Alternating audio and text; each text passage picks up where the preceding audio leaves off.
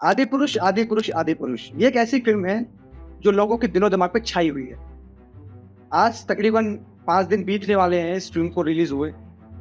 जब मैंने ये फ़िल्म देखी और देखते ही देखते उस हॉल में लोगों की विरोध की आवाज़ें तेज़ होने लगी। लोग बंद करने की गुज़ारिश करने लगे कि भैया इस फ़िल्म को बंद करो, ये उस लायक है नहीं, जिस लायक बोला गया था। जब आप इस फ़िल्म को जब कभी भी आपको मौका मिलेगा फ़िल्म देखने का, तो आप देखना कि किस तरीके से एक ऐसे धर्म की, जिस धर्म को सनातन धर्म कहते हैं, उसकी धज्जियाँ उड़ाई गई। इस फ़िल्म में जब आप स्टार्टिंग से जब हम देखेंगे इस फ़िल्म को, सूर्पणखा का रोल दिखाया गया है, उसके बाद में विभीषण की पत्नी का रोल दिखाया गया है, ख़ास तौर पे रावण का रोल दिखाया गया है और उसके बाद में जो फाइट सीन है, वो रोल दिखाया गया है। लेकिन आपने बहुत सारी चीज़ें देखी होंगी, लेकिन मैं एक बात आपके सामने कहना चाहता हूँ, जो बहुत इम्पोर्टेंट है हमारे लिए।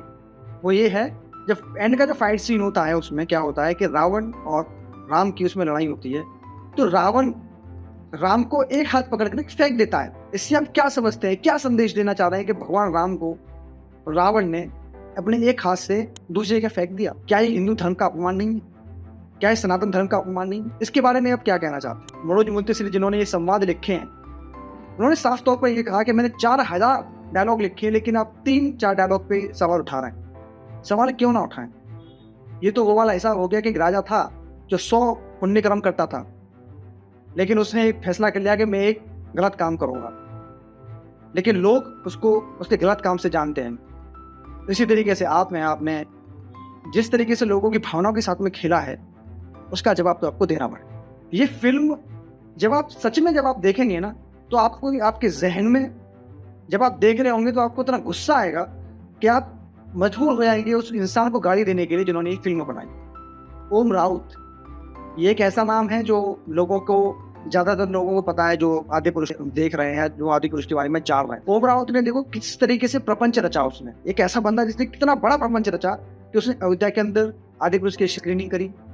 उसके बाद में फिर उसने तिरुपति में जाके उसने स्क्रीन करी, हसन लोगों के सामने बताया, बालाजी के सामने बताया कि भैया हम लोग एक आदिपुरुष फिल्म लेकर के आ रहे हैं जो रामायण पे आधारित है, हमारी फिल्म को देखे, इस तरीके की चीज़ें वो सामने लेकर के आया। लेकिन क्या वो हमारी उम्मीदों पर खरा उतरा? उसने क्या बोला कि भैया एक सीट हनुमान जी के लिए बुक रखना, कि हमारे हनुमान जी के लिए आदि पुरुष के हर शो में एक सीट आप खाली रखें। और हनुमान जी को अपवित्र सीटों पे, हम सभी जानते हैं कि सिनेमा घर की सीट कैसी होती है और वह दिखाने वाला जो चित्रण है वो किस तरीके का है, तभी उसने वो बोला और सिनेमा घर वालों ने फॉलो किया उस चीज़ को। और हम हिंदू लोग हम क्या कर सकते हैं? हमने सोचा कि चलो हमारे भगवान राम के लिए, हमारे समाज में बढ़ावा देने के लिए कोई फिल्म इतनी बड़ी रिलीज हो रही है तो हम उसको सपोर्ट कराएंगे। लेकिन झूठ बोल करके पैसे कमाने की कोशिश हुई और पैसे कमाए भी। सबसे बड़ी खास बात ये रही कि जो मनोज मुंतशिर जिन्होंने संवाद लिखे थे, उन्होंने साफ तौर पर क्या कहा कि हनुमान भगवान नहीं थे। उनके अंदर बाल सुलभ जो उनका चरित्र है वो ऐसा है, वो मुस्कुराते हैं, वो हंसते हैं, वो श्री राम की तरह बात नहीं करते। बजरंगबली दार्शनिक बातें नहीं करते। बजरंगबली भगवान नहीं है, भक्त हैं। हमने उनको भगवान बनाया बाद में, क्योंकि उनकी भक्ति में वो पावर था। भगवान हमने उनको बनाया, क्या ये कहने वाली बात है? ये जब मैं उनके इंटरव्यू सुन रहा था तो मुझे बड़ा अजीब लगा कि ये इंसान वही है जो हिंदू धर्म को इतना ब्रॉडली अपने यूट्यूब चैनल पे बताता था, महाराणा प्रताप के बारे में बात करता था, भगवान राम के बारे में बात करता था, लेकिन आज उसकी जो असलियत है, जो उसके दिमाग में, शायद वो पैसे का बोझ हो सकता है या कुछ भी हो सकता है, जो जिस तरीके से है वो सामने आ गया। उस इंसान ने गारंटी ये ली थी, साफ साफ उसने ये कहा भी था कि भैया अगर कुछ भी अगर इस फिल्म में गलत होता है तो इसका जिम्मेदार मैं हूँ। अब इसका जिम्मेदार कौन है? उसने गारंटी ली थी इस चीज की कि भैया हम कुछ गलत नहीं दिखाएंगे। मैं इस फिल्म के बारे में ज्यादा बात नहीं करना नहीं चाहता।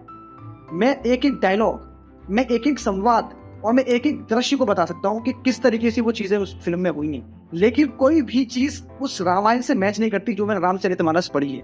हम जो चीज देखना चाहते हैं सिनेमा में और वो चीज हमें जब नहीं दिखती, और खास तौर पर जो चीज धर्म से रिलेटेड होती है, तो हम उसका विरोध करेंगे ही करेंगे। सबसे बड़ी बात ये।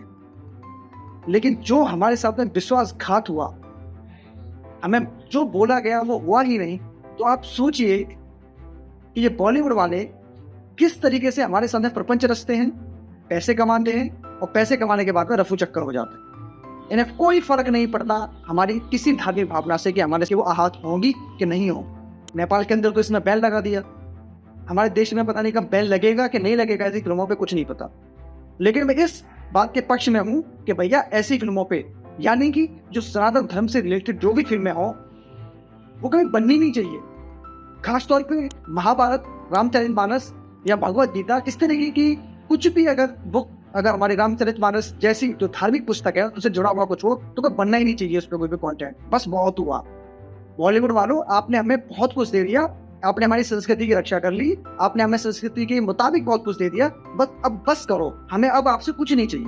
अब आप हमें माफ करें, आप सिर्फ वही फिल्म बनाएं जो पहले बनती थी। आप सीधे तौर पर देख लीजिए, आप तो फिल्म बना के चले आते हैं बॉलीवुड वाले, लेकिन आप सोचिए कि आपका इम्पैक्ट उस इंसान पे कितना पड़ता होगा जो हॉल में इसकी फिल्म लगी हुई है। मुंबई के कई हॉल में, सिनेमाघरों में लोगों ने तोड़फोड़ मचाई, हैदराबाद के सिनेमाघरों में, तेलंगाना में तोड़फोड़ मचाई। क्यों मचाई? क्योंकि लोग आहत हुए हैं उस चीज। आदिपुरुष जैसी मूवी, जब इसका ट्रेलर जब लॉन्च हुआ था, उससे पहले भी जब अमरावती सामने आया था, तो जिस पोस्टर में भगवान सीता के सिंदूर ही नहीं लगा, इतनी छोटी सी, मतलब इतनी बड़ी गलती छोटे से रूप में वो दिखाने की कोशिश नहीं कर पा रहे, तो आप सोचिए कि उनकी क्या मानसिकता होगी कि वो माँ सीता के सिंदूर नहीं लगा पा रहे। तो विरोध हुआ तो सिंदूर लगा दिया, विरोध हुआ तो उन्होंने अपने कॉस्ट्यूम चेंज कर दिए। ये क्या है यार? हम लोग कब इस चीज को समझेंगे? मैं सीधा तौर पर एक बात कहना चाहता हूँ कि ऐसी फिल्म को पूरे तरीके से बॉयकॉट करो, विरोध करो। अगर आप सड़कों में आके विरोध नहीं कर सकते तो अपने फेसबुक पे वीडियोस बनाओ। धन्यवाद।